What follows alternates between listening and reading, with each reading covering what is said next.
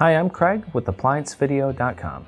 Today, we'll be taking a look at the user interface boards on this GE front-load washing machine.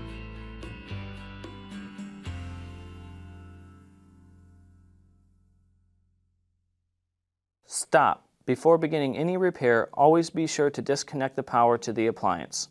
It is also recommended to test the outlet for the proper voltage.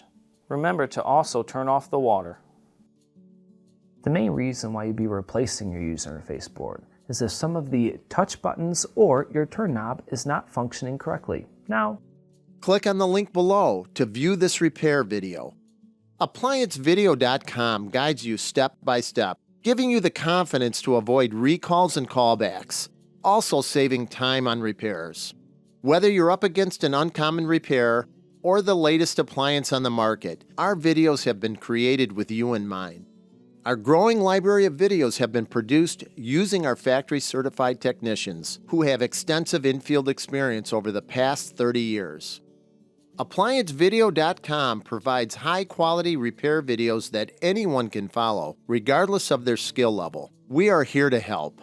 Click on the link below to view this repair video, and let us help you do it right the first time.